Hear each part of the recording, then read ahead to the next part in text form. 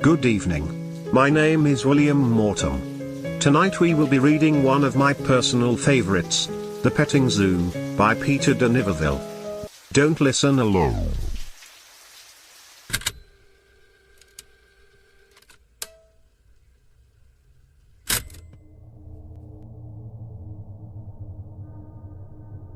At first Johnson thought it was a joke. Speeding down the country road, the crude sign was only a blur. But it was that one word. Slowing down, he swung the Lexus onto the paved shoulder. In the rear-view mirror, he could see it clearly. The sign was tacked to a stick that was stuck in the ground just beyond the paved shoulder.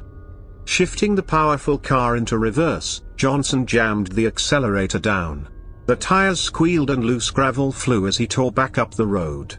Screeching to a halt, Johnson stared at the faded handwriting. ELSWORTH'S famous spider petting zoo, 5 miles next right. Spiders fascinated Johnson. One summer, when he was 8, a large gold and black spider had taken up residence underneath the shingles by the back door. Every morning, Johnson would gather up ants in a jar from a nest in the scrubby woods behind his house. One by one, he would drop the wriggling insects into the web. With lightning speed, the spider would spring from her hiding place and race towards the victim. Sinking her fangs into the ant, she would retreat, waiting for the poison to take effect. When the ant slowly stopped struggling, she would climb back down and delicately wrap her prey in a white shroud. This continued until, one day, his mother caught him. "What a cruel little boy you are," she scolded between clenched teeth as she pummeled his backside. He could still feel the shame of being spanked. Years later, in a rare moment of remorse, Johnson wondered what it was like for the ant. Trapped, helpless, waiting for the spider to return. Did they know fear or horror? Or was that something only humans experienced? The insect brain was too small, he told himself.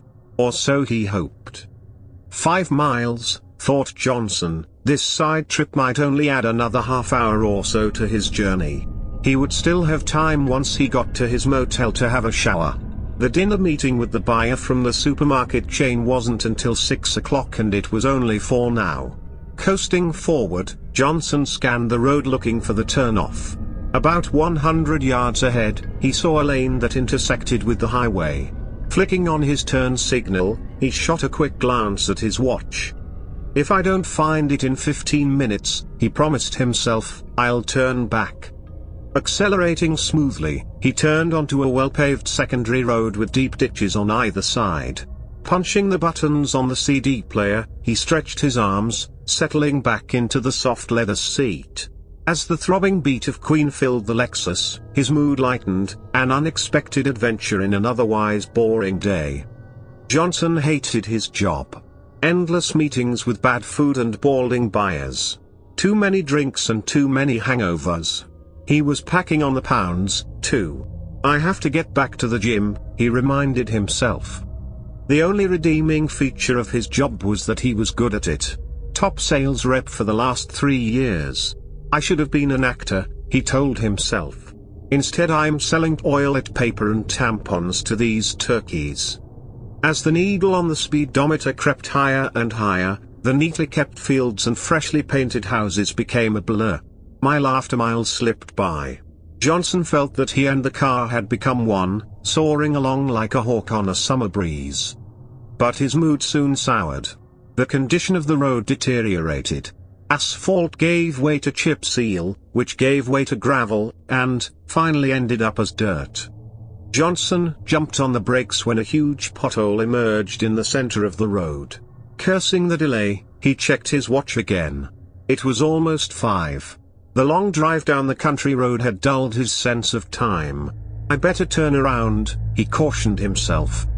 As he studied the road ahead looking for a safe place to make a U-turn, he saw it. An old farmhouse set back from the road. If it hadn't been for the pothole, he would have missed it completely. By the mailbox, a freshly painted sign read, "ELSWORTH'S famous spider petting zoo, open year-round, all visitors welcome." This must be the place, he concluded. Carefully turning up the heavily rutted lane, Johnson wondered what he would find. Perhaps one of the locals playing a joke on the tourists, he mused.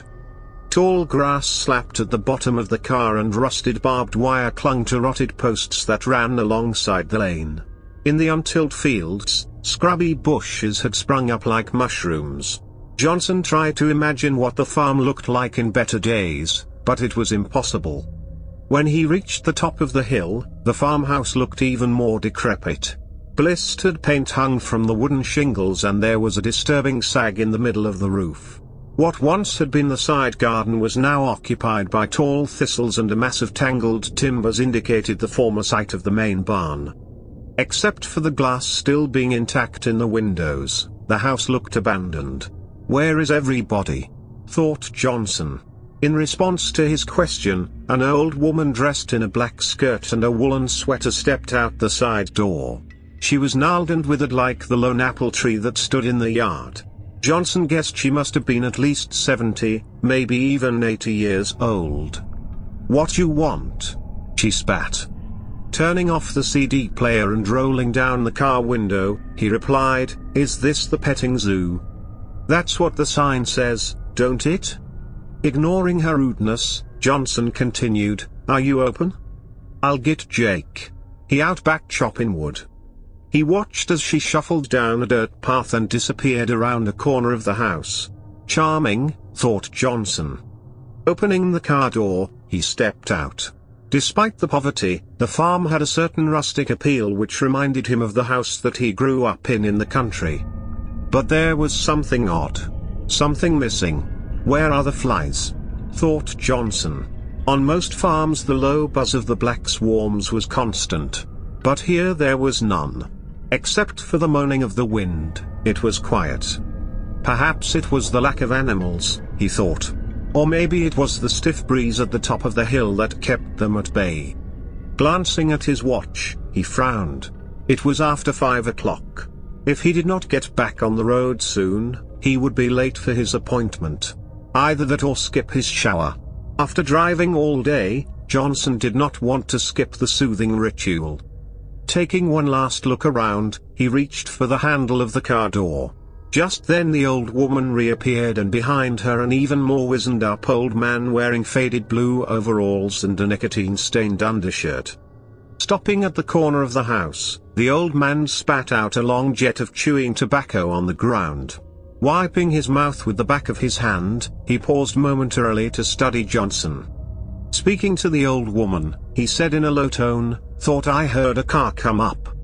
"Wants to see your spiders," she said before she turned away and went back into the farmhouse, letting the screen door slam behind her. "You wanna see my spiders, young fella?" "Sure, if you're open. How much?" Looking over the Lexus, he scratched his ruddy face and said, $50. 50. That's ridiculous. Shrugging his shoulders, the old man said, "Take it or leave it. I got work to do." Then he spat out another long jet of chewing tobacco and turned to go. "I can't leave now after coming all this way," thought Johnson. Taking another quick glance at his watch, he said irritably, all right, but this better be good." The old man smirked and licked his lips as Johnson whipped out a crisp $50 bill from his wallet. Johnson did not like the old man's greedy look and hastily shoved his wallet back in his pants pocket. "Thanks," said the old man sarcastically, snatching the bill from Johnson's hand. Looking it over carefully, he folded it up neatly, stuck it in his pocket and said, "Follow me." The old man led Johnson down an overgrown path to a shed at the back of the farmhouse. Inside, the dim glow of fluorescent tubes highlighted the dozen plywood shelves that ran along the walls. In contrast to the rest of the farm, the shed was neat, almost antiseptic in appearance. Sitting on each shelf was a glass terrarium filled with twigs and rocks. In the case closest to Johnson, a small garden spider was spinning a web in the corner. "That's an orb spider," said the old man.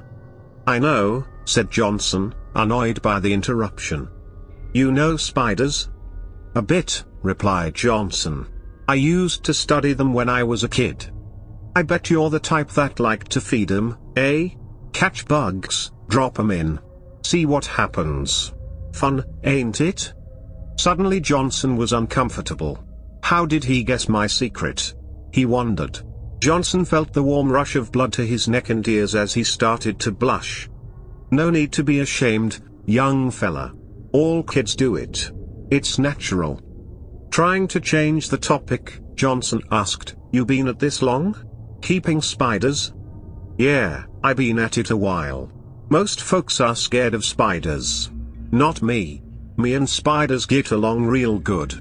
Johnson turned back to watch a large black spider in another case sucking up the half-digested slurry of its latest victim. Trying to be polite, Johnson asked, "Bet you don't get many visitors here, being so far from the highway?" "Don't need 'em," said the old man. "This is just a sideline." Pausing for effect he added, "I breed 'em." Johnson looked puzzled. "For the college," explained the old man. "They use 'em for research." "Does it pay well?" "Good news, they don't know squat 'bout spiders," said the old man, spitting on the floor. Johnson looked down and saw that a streak of the sticky black tobacco had splashed on his shoes. "I been doing research of my own," said the old man proudly. "Spiders are just like any other critter. Cows, horses, dogs, they're all the same. Breed the best with the best and you get the best, or the old man's voice trailed off as he started to laugh. There was something about his tone that made Johnson uneasy. "You wanna see my prize winner?" Johnson looked around. "Oh, she ain't here. I keep her in the barn. She kinda makes these critters nervous. I can't say I blames them. Wanna see her?" The way the old man said it, the question sounded more like a challenge. Johnson hesitated. He wanted to say no, but he could not let the old man see he was afraid. "Sure," answered Johnson. What could it be? He asked himself. A tarantula? With the old man in front, they went down a lesser-used path to a small barn behind a stand of trees that made it invisible from the farmhouse. A shiny new lock on a rusted hasp yielded to the old man's key. "I don't like kids messing with my stuff." The ancient wooden door swung open. Inside it was pitch black. Johnson hesitated. What was it that made him apprehensive? His mouth felt dry and he tried to swallow. "Go on in," taunted the old man as he shoved Johnson through the door. Stumbling on the raised sill, Johnson fell to one knee, ripping his pants. "Damn it," he cursed. "There's a light switch ahead of you," the old man reassured him. "Just pull the string." The stench of moldy hay made Johnson gag. "Where is it, the spider?" he called out. "She's in the back. You can't miss her." "Where's the light?" "Right in front of you. Can't you see it?" mocked the old man. Johnson stretched out his hand. At first, he could not feel anything. Then slowly groping the air in, he caught hold of it. Johnson's heart leapt in relief. But there was something strange. The line didn't feel like string. It was sticky like hay. Pulling the line, Johnson knew he had made a mistake. Something rustled in the rafters above him and bits of straw floated down. Johnson bolted for the opening. "Enjoy yourself," cackled the old man as he slammed the door and locked it. "Let me out. Let me out," shouted Johnson, pounding on the door. "Let me out, you old buzzard." But it was no use. The dried-out wooden door was like iron. Pausing to catch his breath, his fists throbbing, Johnson looked around. Slowly his eyes grew accustomed to the dark.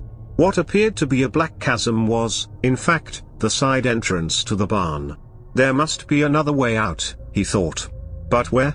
In the gloom, he could see that beyond the entryway there was a large open space. And beyond that a boarded-up window through which thin shafts of sunlight streamed. Great. All I have to do is cross the barn, pull off one or two of those boards and climb out, thought Johnson. Then I'll show that old man. $50. He'll wish I had never stopped. Then he heard another rustle overhead and more straw floated down. Who is it? Who's there? He called out. I'll bet it's that old man, thought Johnson. He thinks he's going to scare me. sure. You just keep that up, old man, Johnson called out again. Let's see how much laughing you do when I bash your face in. But first, I've got to get to that window. Be careful, he cautioned himself.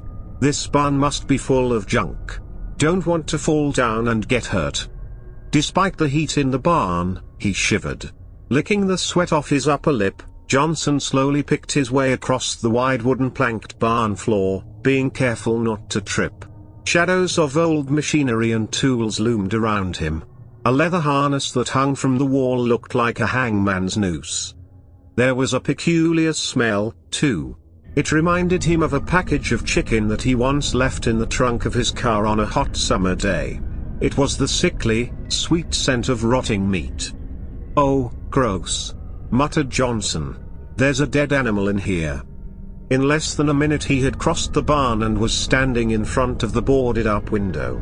Blocking his exit were 3 boards nailed haphazardly into the frame. Either the old man was too weak or too lazy to drive them all the way in, concluded Johnson. "I can probably pull them off with my bare hands," he smiled triumphantly. The first board was half-rotted and fell apart in his hands. Light streamed in as it came away from the frame. Then he shifted his attention to the second one, the board in the middle. If he could get this one off, he could easily climb out. But this board wouldn't be so easy. It was like the old door of the barn, dried out and as tough as steel. Gripping the board with both hands, he began pulling. The nails squealed in protest and the board started to move. "Only a little bit further," grunted Johnson. The thought of throttling the old man excited him. Just a bit further, another half-inch. He could almost feel his fingers closing around the old man's scrawny neck, the eyes bulging, the tongue sticking out. Another half-inch. Then it stopped. Desperately, Johnson yanked at the board, but it was no use. It would not yield. "I need more leverage," he said to himself. Balancing on one foot, he braced his other against the window frame and started pulling again. The muscles in his forearms and back bulged as he strained against the board. Sweat rolled down his forehead and into his eyes. "Come on," he pleaded with the wood. "Come on." In his frustration, Johnson did not hear the soft tap, tap, tap on the floor behind him. Tap, tap, tap. Like a blind man with his cane. Tap, tap, tap. Then it was too late. It struck. The force of the attack rammed him face first up against the wall, knocking the wind out of him. Warm blood trickled from his nose and ran down his cheek. What was that? Turning around slowly, he could see, in the light from the window, his attacker. It was crouched inside an empty stall along the opposite wall. The legs tensed ready to spring. It was a spider. No doubt one of the old man's experiments. But this was no ordinary spider. It was huge. About the size of a pit bull, with legs that extended out 3 or 4 feet on either side. Its eyes stared coldly at him. Johnson did a quick tally of his injuries. Except for his bloody nose, he was unharmed. Perhaps the large size of the creature made it difficult for it to mount an attack, he conjectured. Possibly it did not even recognize him as prey. Spiders normally eat moths and insects, he reminded himself. Not human beings. When he was a kid, Johnson liked to throw twigs into a web just to see the spider's reaction. Invariably, after pouncing on the object, the spider would pluck it out of the web, turn it over and drop it on the ground. Johnson hoped this spider would show the same lack of interest. From its vantage point at the other end of the barn, the creature seemed puzzled, unsure of itself. Spiders are cautious, he told himself. It's waiting for me to make the next move. Although every fiber in his body screamed run, his brain told him stay still. The spider was too big and too fast to outrun. I need a weapon, he told himself. Quickly looking about, he saw the rotten board from the window lying at his feet. It was about 2 feet long with a jagged point at one end. It'll have to do. Slowly, he bent down to pick it up. The spider crouched low, like a sprinter, ready to strike again. Johnson froze, his fingers only inches from the board. Easy girl, he whispered softly. Easy. The spider relaxed, but not completely. Deliberately, it began to move forward. Tap, tap, tap. Johnson was amazed by the creature's grace. Like a ballerina tiptoeing in from the darkened wings of a theater, it was a marvel of beauty and design. The body, covered by fine grey hair, had the look of velvet, while the 8 legs that extended from the thorax provided speed and balance. As it approached Johnson, the spider carefully extended one foreleg towards him. Johnson quickly knocked it away with his hand.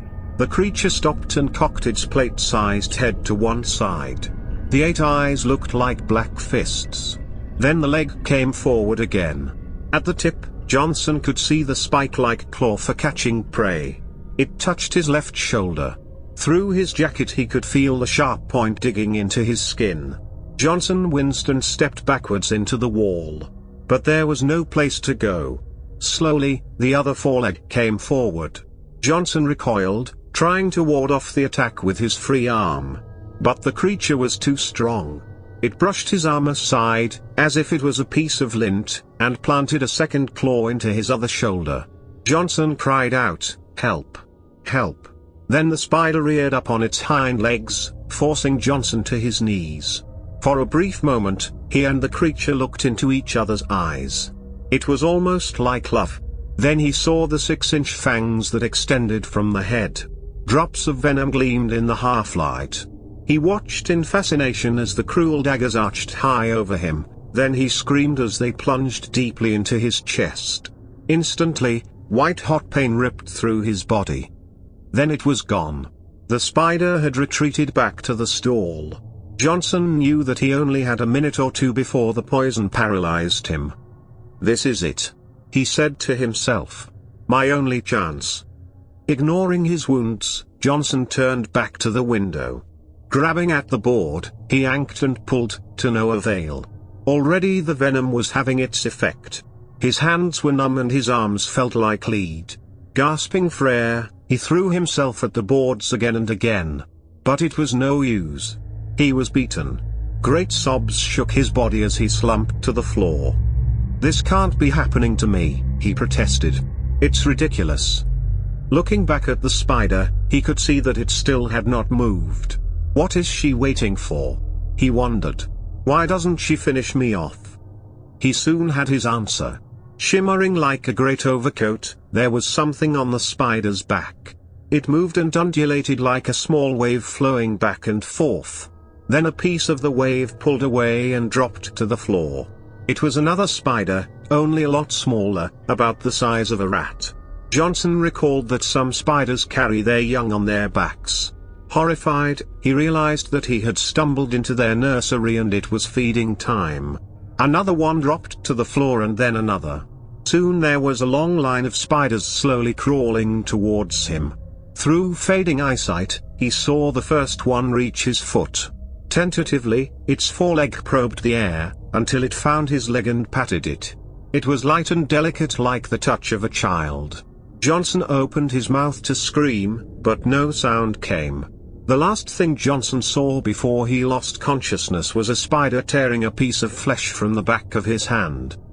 Back at the farmhouse, the old man picked up the whiskey bottle from the kitchen table, poured himself another drink and plopped down on the ancient lazy-boy recliner. "How long it take, Jake?" asked the old woman. "Not long," he grunted. "They ain't et since Sunday. Get a better sign. Attract more folks."